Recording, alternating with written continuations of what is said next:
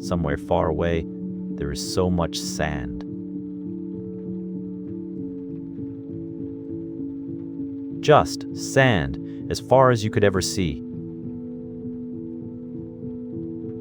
Golden and warm and stretching out in every direction, like the biggest, quietest blanket in the whole world.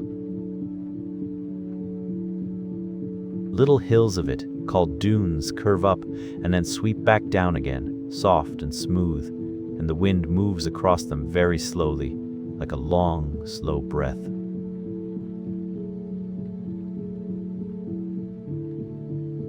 And everything is still.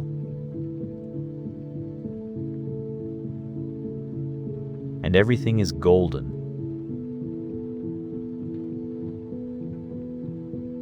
And it goes on and on and on.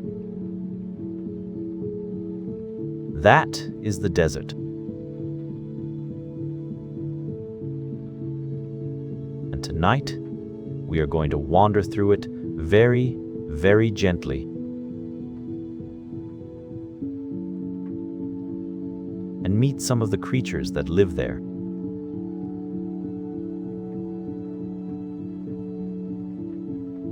Creatures that know all its secrets.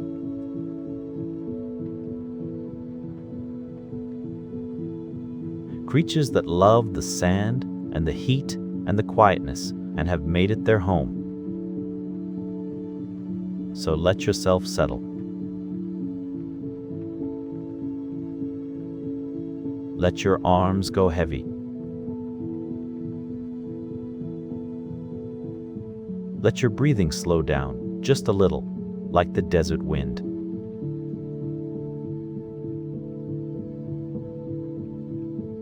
There we go.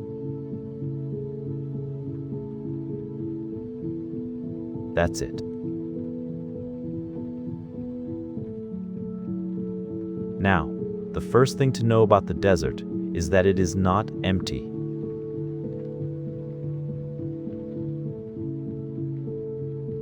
People sometimes think deserts are empty because when you look out at all that sand, you don't see very much moving about. But that is because the desert's animals are very, very clever. They know things.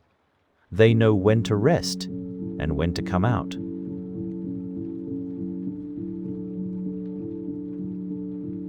They know how to stay cool and how to find water and how to live in a place that other animals might find too hot or too dry. And when the sun goes down and the desert turns from gold to pink to purple to a deep, soft blue, that is when the desert really wakes up. Gently. Quietly.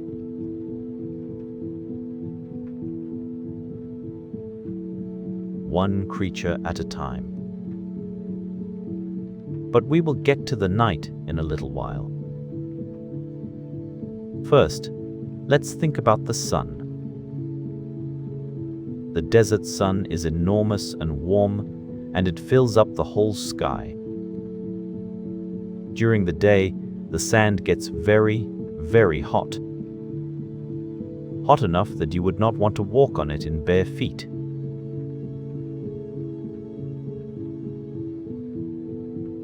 Hot enough that the air above it shimmers and wobbles like a slow, lazy dream. And do you know what makes a desert a desert? It isn't just the heat. It's that deserts don't get very much rain. That is the real secret.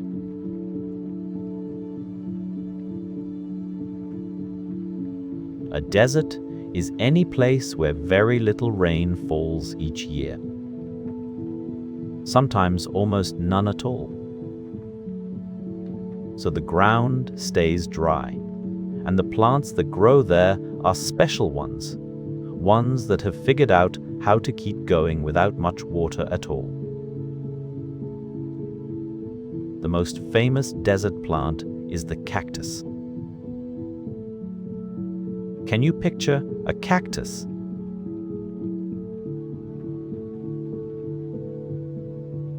A big, fat, round or tall green shape, standing very still in the sunshine, covered in sharp spines. Cacti are quite funny, in a lovable sort of way. They store water inside themselves, inside their thick, fleshy bodies, so that even when it hasn't rained for months and months and months, they are still quietly full of water on the inside.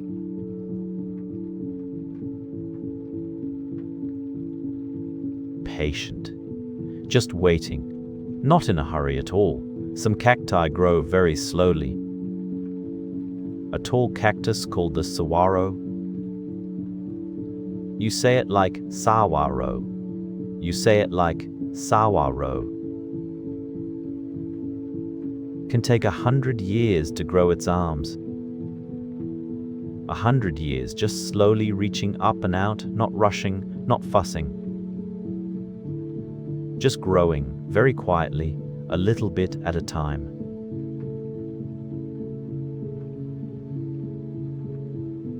Isn't that something?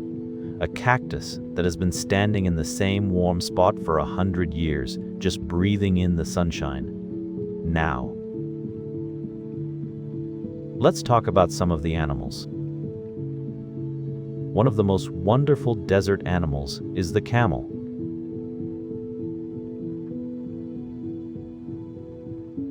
You have probably seen pictures of camels.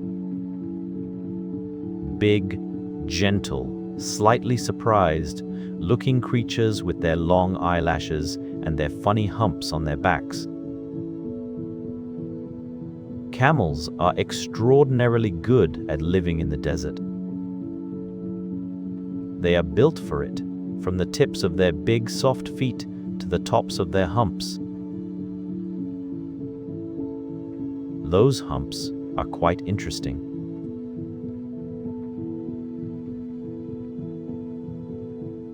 Some people think camels store water in their humps, but they actually store fat. Fat is a kind of food, stored up, so that when food is hard to find, the camel can use up what's in its hump and keep going for a very long time.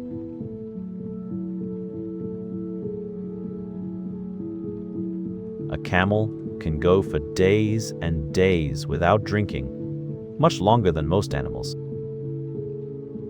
And when it does find water, it can drink enormous amounts very quickly to top itself back up again. Their feet are wide and soft and spread out when they step, so they don't sink into the sand.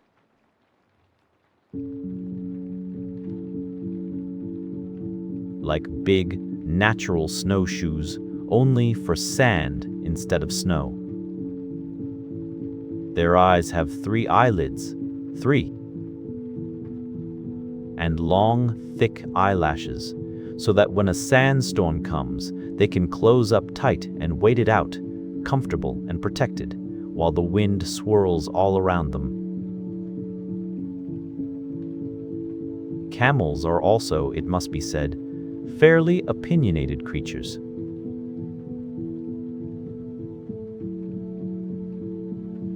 They make interesting sounds. They might look at you very slowly with one eye in a way that suggests they are not particularly impressed. But they are gentle, really. And when you see them walking across the desert, rocking from side to side with that slow, easy stride, they look as though they know exactly where they are going and are in absolutely no hurry to get there.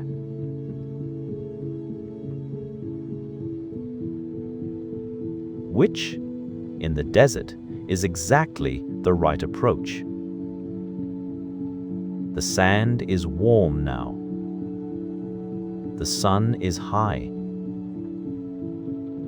And most of the smaller animals are resting. Deep beneath the sand, in a burrow, a little tunnel dug by tiny paws. a creature called a kangaroo rat is sleeping.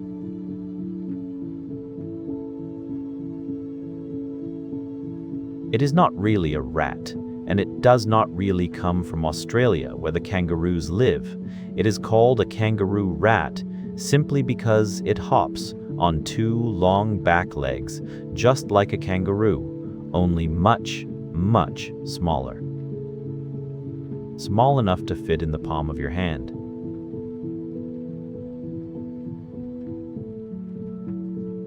The kangaroo rat sleeps through the hottest part of the day, tucked up in its cool underground burrow, and it comes out at night to look for seeds. And here is the most astonishing thing about the kangaroo rat. It never needs to drink water, not once in its whole life.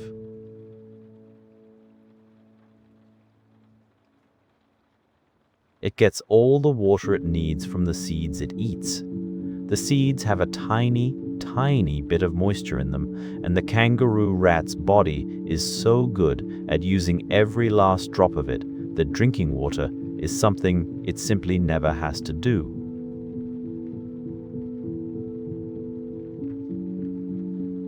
Can you imagine going your whole life without a glass of water?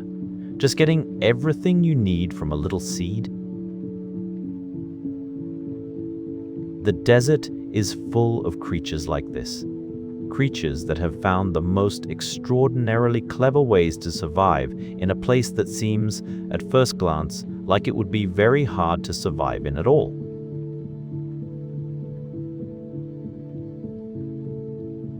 There is a lizard sitting on a rock right now, in the sunshine. Can you see it?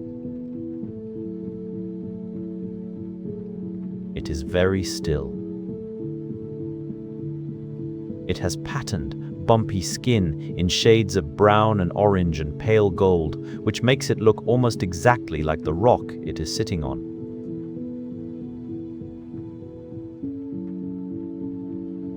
This is very useful because if a hungry bird flies overhead, it might look down and see only rocks. No lizard at all. Lizards are cold-blooded, which means their bodies don't make their own heat the way yours does. Instead, they warm themselves up by sitting in the sun.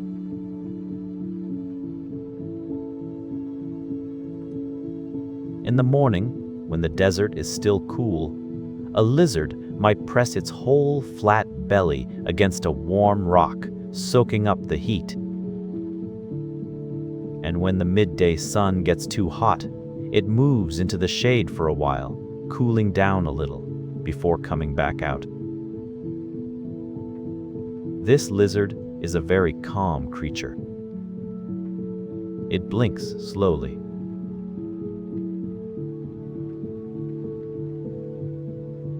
It breathes slowly.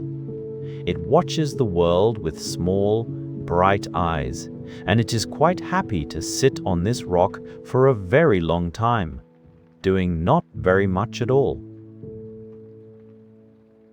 Some lizards in the desert can do quite remarkable things.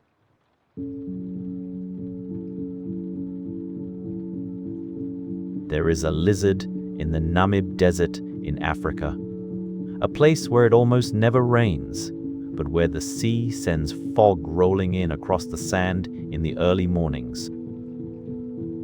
And this lizard has figured out how to drink that fog.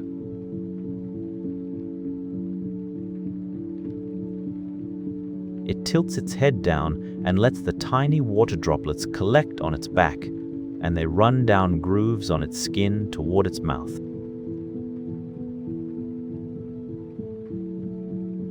Drinking fog. The very idea. The desert is quiet now. A little wind moves the top of a dune very slowly, carrying the sand grain by grain, so slowly you would not notice it if you watched for a minute. But if you watched for a year, the dune would have moved.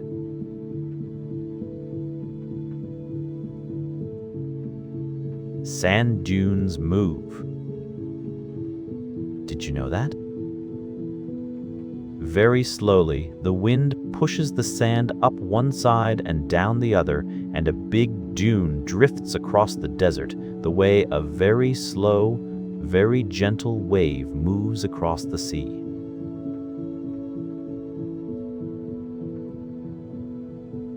Some deserts are like this.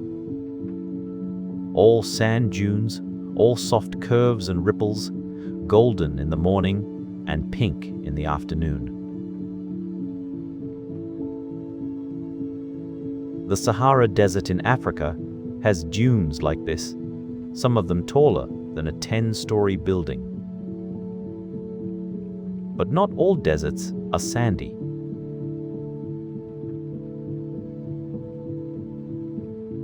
Some deserts are rocky, with great flat plains of gravel and stone and cracked dried earth and strange rock formations rising up here and there. Some deserts are cold at night, quite cold actually, because without clouds or moisture in the air to hold the warmth in, the heat from the day rushes away into the sky as soon as the sun goes down, and the temperature drops quickly, like a quiet sigh.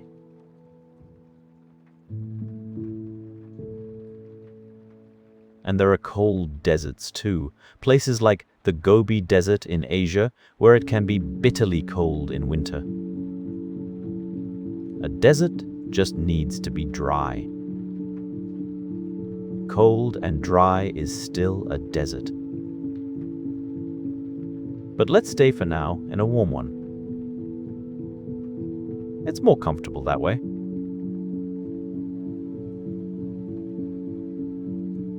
The sun is beginning to slide down now.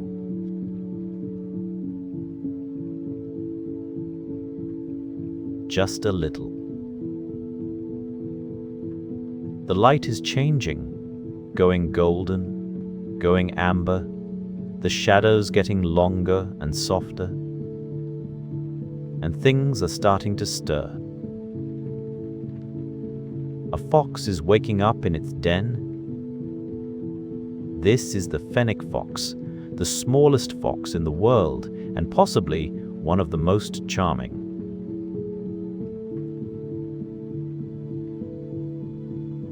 It lives in the Sahara, and it has ears that are absolutely enormous in comparison to the rest of its body.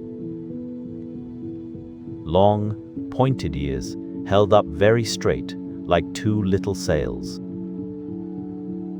These big ears are not just for hearing, although they are very good at hearing and can pick up the sound of an insect moving beneath the sound.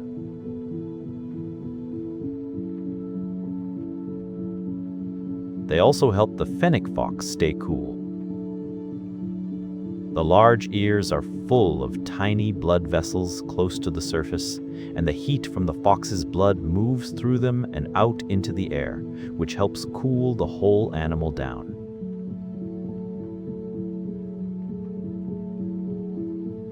The fennec fox has big dark eyes that take up quite a lot of its small face, which gives it a permanently curious, somewhat startled expression. It has thick, soft, pale fur, which is warm for cool desert nights and reflects the heat during the day.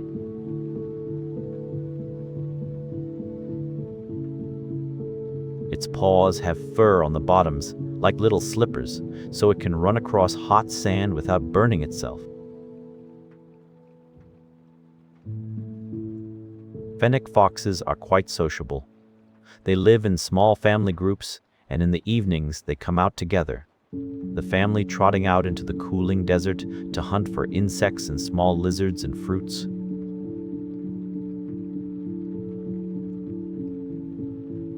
They move with a sort of light, bouncy energy, their enormous ears pointing this way and that, taking in all the sounds of the desert evening. Isn't that lovely? A small family of foxes trotting out across the cooling sand as the sun goes down.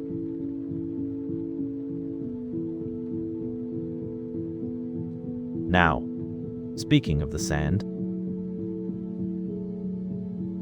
and we have been spending quite a lot of time near it, which seems right. There is a creature that spends most of its life actually inside the sand. The sidewinder rattlesnake.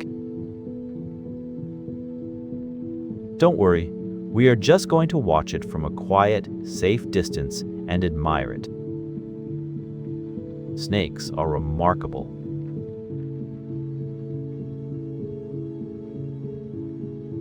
The sidewinder is a snake that lives in the deserts of North America.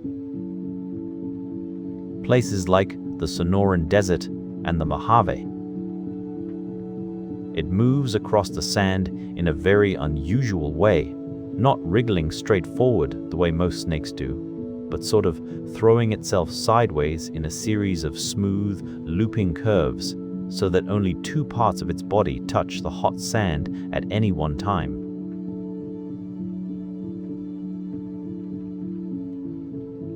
This is very clever because it means less of its body is touching the burning hot ground, and it can move quickly without overheating. During the day, the sidewinder often lies very still, half buried in the sand, with only its eyes showing. It is very hard to see when it does this.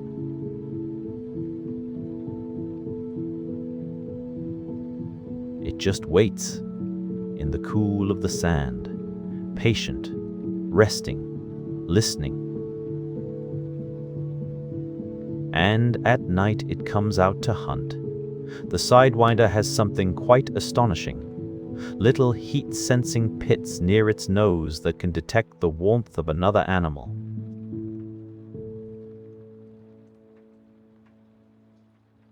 So even in the dark, it can sense a small mouse or lizard nearby by the tiny warmth of its body. It is like having a kind of night vision that works by feeling heat. The desert is full of this sort of thing. Animals with one extraordinary, specific ability that makes all the difference in a difficult place.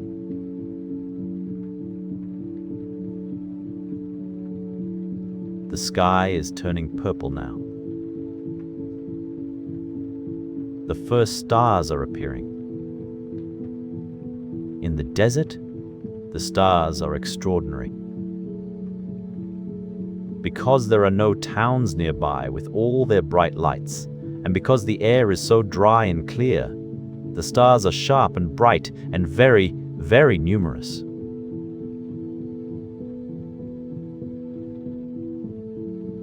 On a clear desert night, you can see the Milky Way. Not just a few stars, but a whole great sweep of them, a soft, faint river of light stretching across the sky. The Milky Way. All those stars and our little sun is just one of them, somewhere in the middle.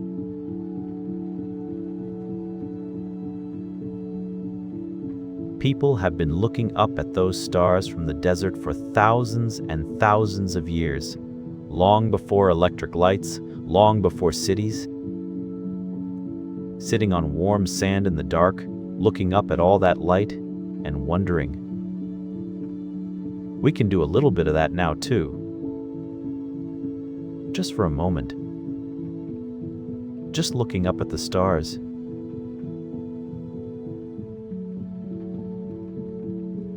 So many stars. All that warm darkness. There is an owl perched at the top of a saguaro cactus. The elf owl. It is the smallest owl in the world, no bigger than a sparrow, tucked into a hole in the tall cactus where a woodpecker made its nest and then moved away.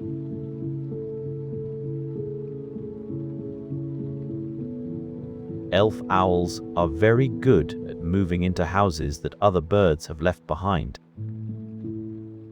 They don't make their own holes. They find the empty ones and settle in, which seems quite sensible, really. The elf owl peers out from its cactus hole with big yellow eyes, turning its head this way and that. Owls can turn their heads a very long way around, much further than we can, which means they can look almost all the way behind themselves without moving their bodies.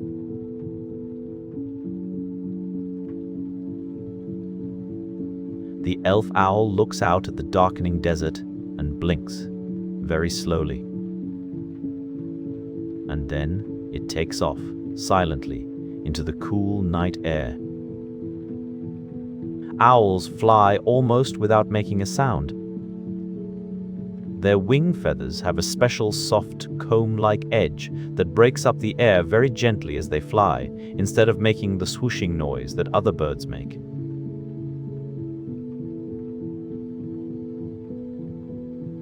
So the elf owl glides through the dark desert on silent wings, and the insects it is hunting cannot hear it coming. A quiet hunter in a quiet place. Down on the sand, a scorpion is moving. Scorpions are ancient creatures. They have been living on Earth for hundreds of millions of years, long before the dinosaurs, long before almost anything we would recognize.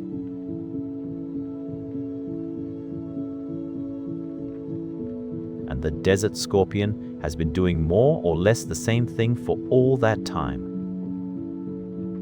It comes out at night, moves slowly across the sand, hunts insects, and finds somewhere cool to shelter before morning. Scorpions glow under ultraviolet light. Scientists are still not entirely sure why.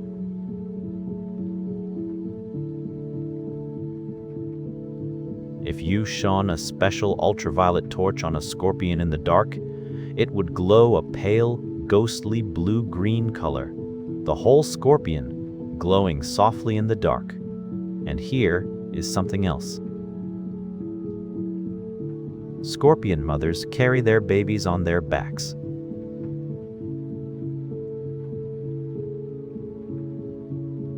After they hatch, the tiny baby scorpions climb up onto their mother's back, and she carries them around until they are big enough to look after themselves. A mother scorpion walking through the desert at night with a crowd of tiny babies on her back, all of them glowing faintly blue-green in the dark. Isn't that a wonderful image?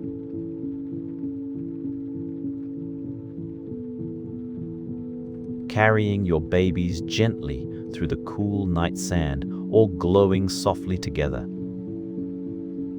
The desert at night has its own sounds. It is not completely silent. There is the very soft sound of the wind moving over the sand. There are crickets, sometimes. Their small, steady chirping rising and falling. A night bird calling from somewhere far away.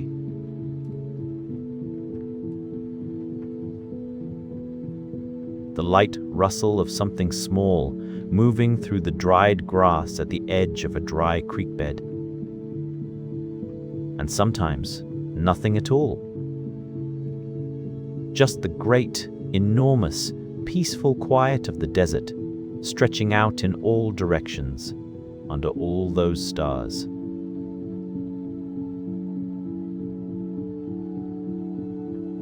There is a kind of sound that isn't quite a sound.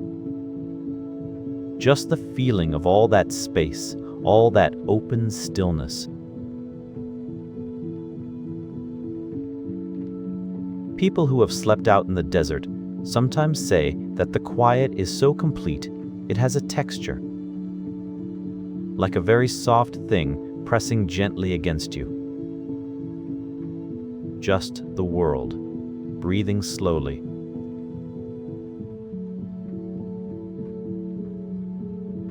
Let us find a place to rest for a little while, and let the night move around us. There is a desert tortoise nearby, half hidden under a ledge of rock tucked into the ground. The desert tortoise can live for 80 or 90 years. Some of them are older than most of the buildings in the town where you live.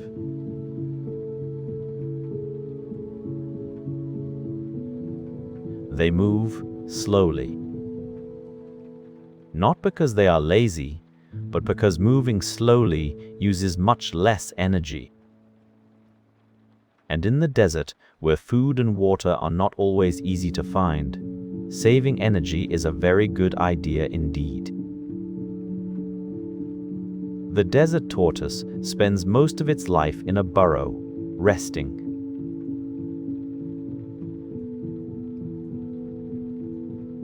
It hibernates through the cold winter months, and in the heat of summer it goes into a kind of rest called estivation, like summer sleeping, to avoid the worst of the heat. Of the tortoise's whole year, it is actually active and moving around for only a few months.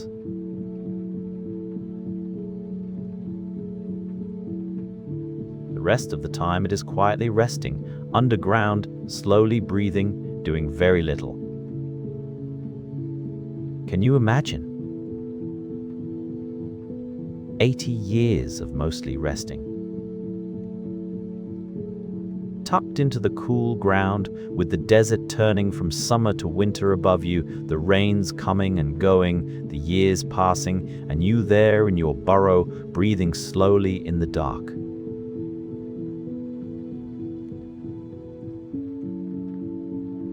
There is something very peaceful about that. The tortoise does not worry. It does not hurry. It has found exactly the right pace for the place it lives in, and it keeps to that pace year after year after year. We should go and see the fennec foxes once more before the night gets too deep.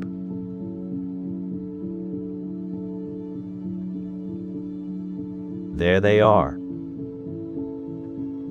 A small group of them, trotting across the moonlit sand, their ridiculous, wonderful ears held up like antennae, their bushy tails curved behind them.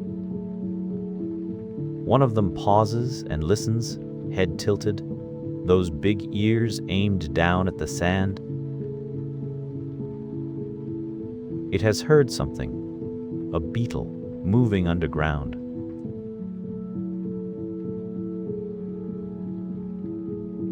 The fox digs quickly with its front paws, a little flurry of sand, and comes up with a large black beetle in its mouth. It crunches it up, looking quite pleased with itself, and trots on to catch up with the others. Desert beetles are their own small wonders.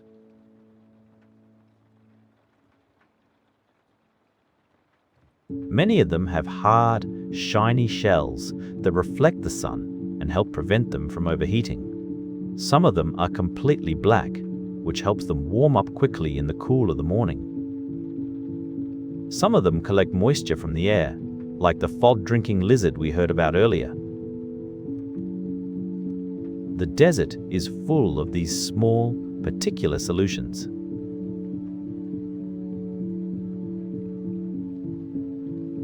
Every creature has found its own answer to the same set of questions.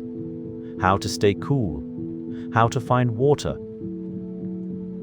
how to wait out the hard times, how to make a home in the dry and the heat. And they have all, in their own way, found an answer.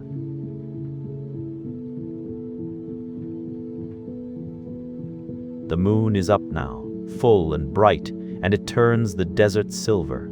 Silver sand, silver dunes, long blue shadows stretching out from every rock and every cactus. The moonlight is clean and cool, and the desert looks like something out of a very gentle dream.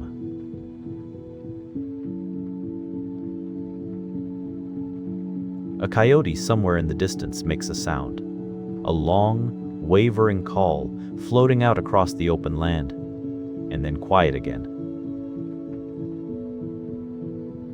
Coyotes are clever animals. They eat almost anything: insects, lizards, fruit from cactus plants, small animals.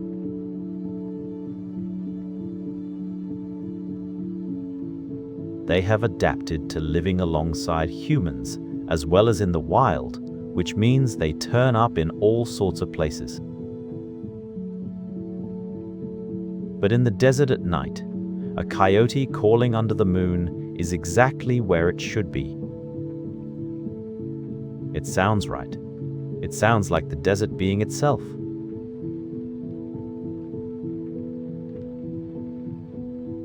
The call drifts out and fades, and the silver quiet settles back in. Somewhere beneath the sand right now, there are roots. Not many, and not deep, or sometimes very deep actually, because some desert plants send their roots down an enormous distance looking for water.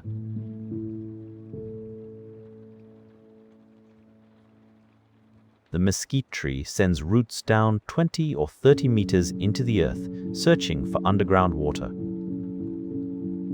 You would look at a small, scrubby mesquite tree and not know that beneath it, invisible, it has roots longer than a 10-story building is tall. Most of what happens in the desert is invisible. Underground. Inside things. Hidden.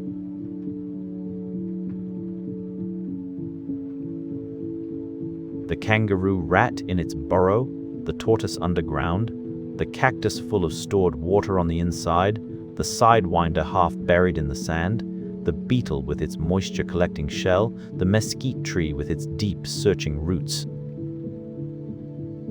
The desert looks empty. It is full. It is just that its fullness is mostly hidden, mostly patient, mostly quietly waiting.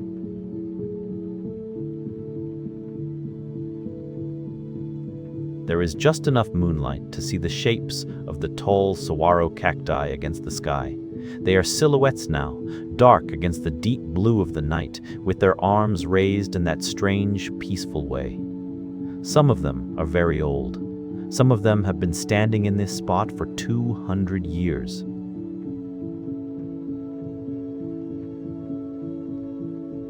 "200 years of sunrises, 200 years of moonlit nights just like this one.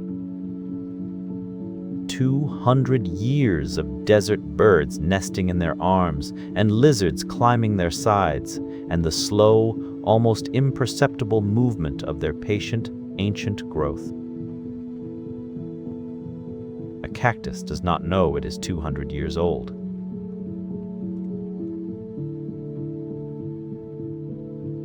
It does not feel time passing the way we do. It just grows, just barely, just a little, year after year, and stores its water carefully and puts out its flowers for a few brief days each year.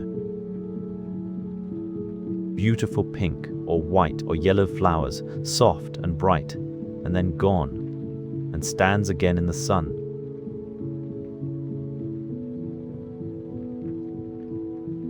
The flowers of the saguaro bloom at night, actually. They open in the darkness and are pollinated by bats. Little bats that fly from flower to flower in the dark, drinking the nectar and carrying the pollen with them on their fur.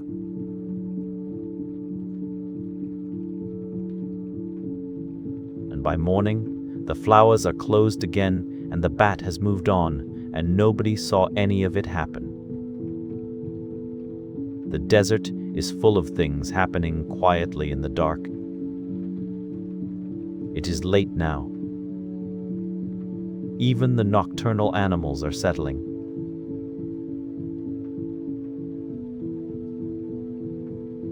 The fennec foxes have gone back to their den, curled up together in a warm heap. Those enormous ears folded slightly, their small chests rising and falling. The kangaroo rat is back in its burrow, tucked in with a little store of seeds.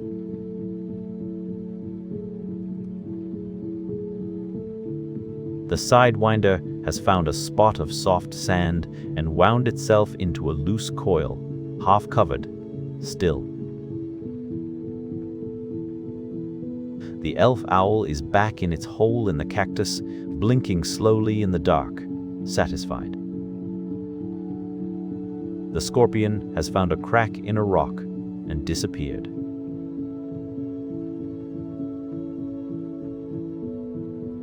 And the desert tortoise is doing what the desert tortoise does best, resting, slowly breathing, deep in its cool shelter, patient and peaceful.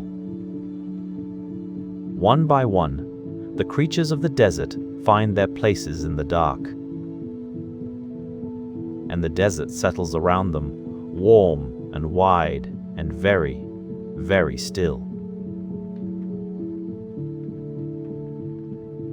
The sand is the same color as moonlight now.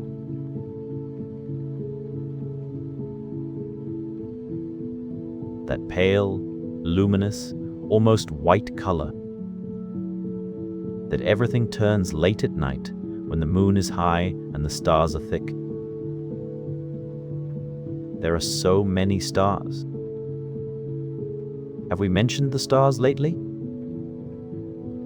They are still there, all of them, steady and bright and ancient, keeping watch over the desert as they have for as long as there has been a desert. The sand has been here for millions of years. The stars have been here much longer than that. And they will all still be here long, long after us. There is something very restful about thinking about that.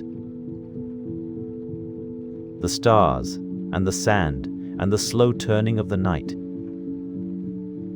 And all the small creatures tucked into their burrows and their cactus holes and their sandy resting places, all breathing slowly, all sleeping places, all breathing slowly.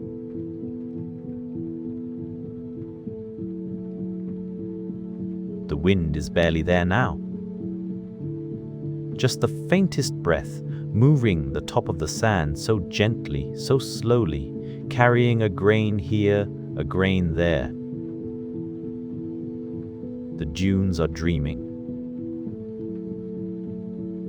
And somewhere, in a shallow depression in the sand, a small pale moth is resting on the underside of a leaf.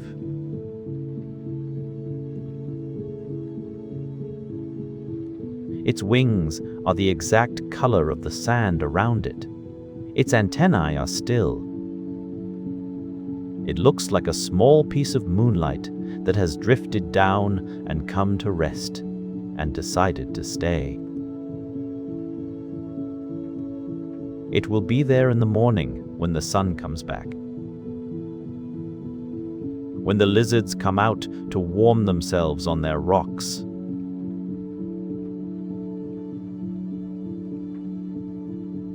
When the cactus wren stirs in the arms of the saguaro and makes its rough, cheerful call into the morning air.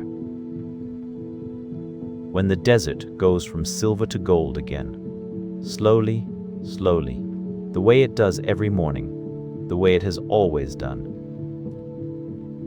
The desert wakes up slowly. It goes to sleep slowly.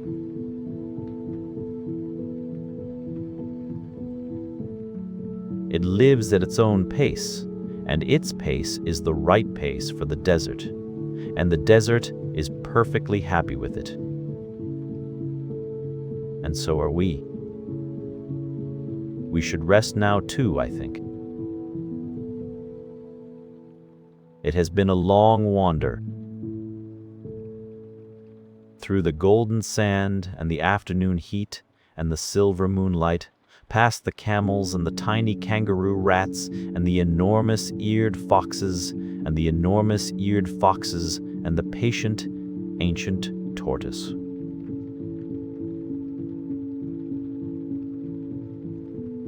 Past the glowing scorpions and the silent owl and the sidewinder making its sideways loops across the sand. Past the slow-growing cacti storing their water, and the mesquite tree with its invisible roots reaching down through the earth, quietly, steadily, not in any hurry at all. It is a big world. And quite a lot of it is desert.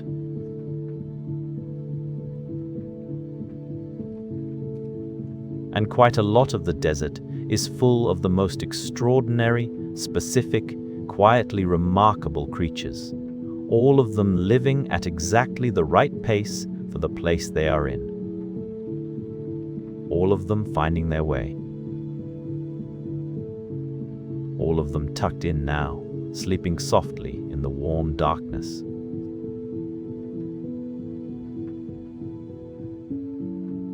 The sand is warm and soft and pale in the moonlight. The stars are out. The desert is very, very still. You can let your eyes close now, if they want to. The saguaro is still standing in the moonlight, those old arms lifted gently toward the stars, just as it has been for 200 years, just as it will be tomorrow morning when the sun comes back warm and golden over the sand.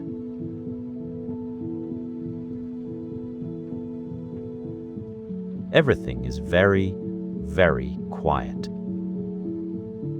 And we are resting now too, in the warm, still dark, just breathing slowly, just letting the night move very gently around us, while somewhere far away the fennec fox is dreaming of beetles, and the kangaroo rat is curled around its small store of seeds, and the desert tortoise breathes, slowly, slowly, slowly, slowly.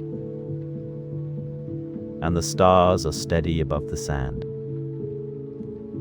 And the stars are steady above the sand.